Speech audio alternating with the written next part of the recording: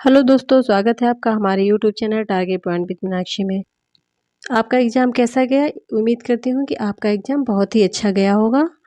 तो चलिए देखते हैं आपका कितना प्रश्न सही है। हमें कमेंट करके बताइएगा कि आपके कितने प्रश्न सही हुए। चलिए शुरू करते हैं। हिंदी का ये पोर्शन लिया है हमने।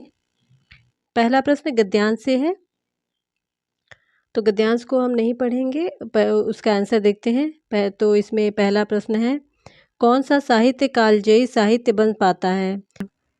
तो इसमें थर्ड ऑप्शन सही हो जाएगा, जो मानवीय सत्य की व्याख्या करे।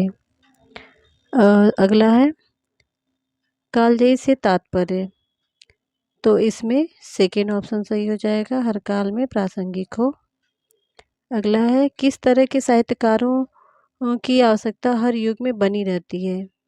तो इसमें फर्स्ट ऑप्शन सही है, जो समाज को जागरूक करते हैं। अगला है साहित्यकारों ने समाज की किस स्थिति की पहचान करने का प्रयास किया है? तो इसमें सेकेंड आंसर सही हो जाएगा, पतन की ओर जाता हुआ समाज। अगला है गद्यांश के अनुसार साहित्य में किस तरह की चिंता झलकती है? तो इसका सही आंसर हो जाएगा सेकेंड, मूल्यों के बिखरने की। विसंकलित में प्रत्यय है, तो इसमें इत प्रत्यय है, तो आपका थर्ड ऑप्शन सही हो जाएगा।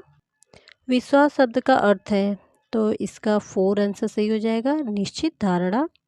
अगला प्रश्न है समाज को गति कौन प्रदान करता है? इसमें फोर ऑप्शन सही हो जाएगा, साहित्य। अगला प्रश्न है पद्यांश को पढ़कर पूछे गए प्रश्नों की, इसमें 100 से लेकर 105 तक के प्रश्नों के उत्तर देने हैं। तो पद्यांश हम नहीं पढ़ेंगे। देखते हैं प्रश्न। दीवावसान का संधि विच्छेद है, तो इसका फर्स्ट ही ऑप्शन सही है, दिवस धन अवसान। दीवा धन अवसान भी नहीं होगा और दिवस धन अवसान भी नहीं होगा, इसका सही आंसर फर्स्ट है, दिवस धन अवसान। अगला प्रश्न है पद्यांश में किसका चित्रण हुआ है? तो पद्यांश में प्रकृति का चित्रण हुआ है। अगला प्रश्न है हृदयराज की रानी किसके लिए प्रयुक्त हुआ है? तो ये संध्या के लिए प्रयुक्त हुआ है, ऑप्शन थर्ड सही हो जाएगा। संध्या सुंदरी किस तरह के आकाश से उतर रही है? तो इसमें सेकेंड ऑप्शन सही हो जाएगा, बादलों से भरे आकाश से। अगला प्रश्न है किसके हंसने की बात की गई है? तो इसमें तारों के हंसने की बात की गई है, सेकेंड ऑप्शन सही हो जाएगा। पद्यांश में किस अलंकार का प्रयोग अधिक मुखरित है?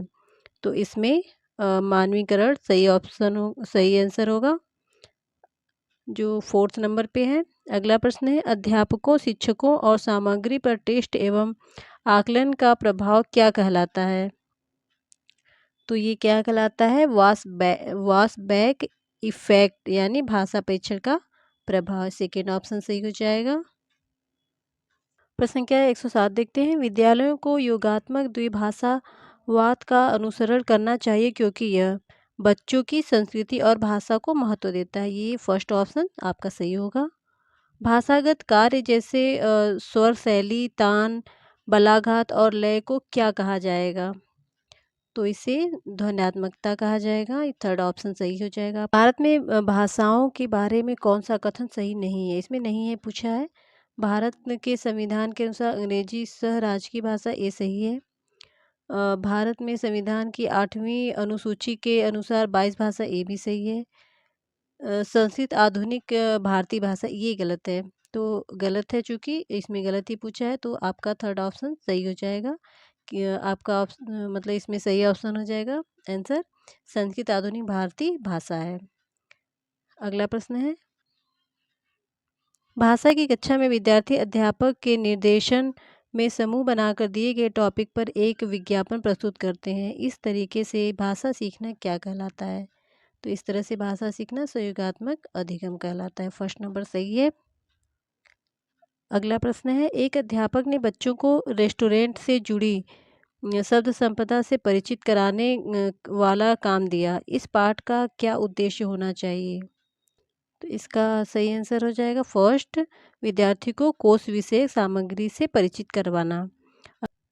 अधिगम का कौन सा मत इस बात में विश्वास रखता है कि मौखिक या अमौखिक भाषा आदत निर्माण की प्रक्रिया के माध्यम से आती है?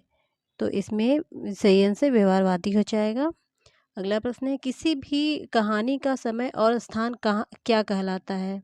तो ये क्या कहलाता है? सेकंड सही हो जाएगा, ये सेटिंग कहलाता है।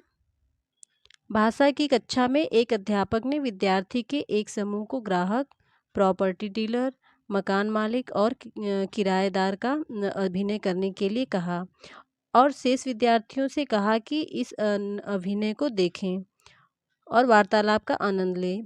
इस गतिविधि को क्या कहा जाएगा? तो इसमें सही आंसर हो जाएगा रोल प्ले। अगला प्रश्न देखते हैं। कक्षा 5 की भाषा अध्यापक अपनी कक्षा में भाषा शिक्षण के लिए प्रतिदिन अनेक प्रकार की सामग्री जैसे कि समाचार पत्र, भोजन तालिका और रेल यात्रा के टिकट आदि लाती है। यह अधिगम के लिए क्या कर रही है? तो इसमें फर्स्ट आंसर सही हो जाएगा। वह अधिगम की ओर अधिक वास्तविक तथा उपयोगी बनाने के लिए प्रामाणिक सामग्री का प्रयोग कर रही है। अगला प्रश्न है, प्रश्न संख्या 116 है। किसी श्रवण से जुड़ी गतिविधि का योजना बनाते समय कौन सा कारक महत्वपूर्ण नहीं है? इसमें महत्वपूर्ण नहीं है पूछा है। तो इसमें रिकॉर्डिंग का थोड़ा सा रुकना, पॉज देना, बोलने की गति, इसमें थर्ड ऑप्शन सही हो जाएगा आपका, क्योंकि वक्ताओं का जेंडर ये कोई मायने नहीं रखता। ठीक है, अगला प्रश्न देखते हैं। भाषा में बहुभाषावाद के संदर्भ में अध्यापक के लिए क्या समझना जरूरी है?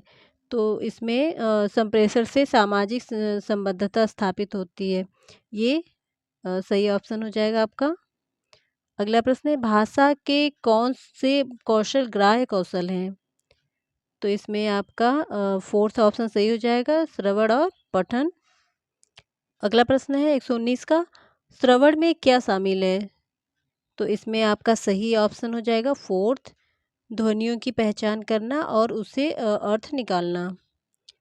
लास्ट हिंदी का लास्ट प्रश्न है, कॉलम ए में भाषा शिक्षण विधियां हैं और कॉलम बी में उनकी समझ या संबंधित गतिविधियां हैं।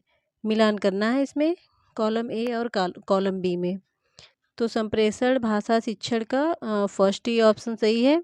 सामाजिक रूप से ये स्वीकृत और संदर्भ के अनुरूप भाषा।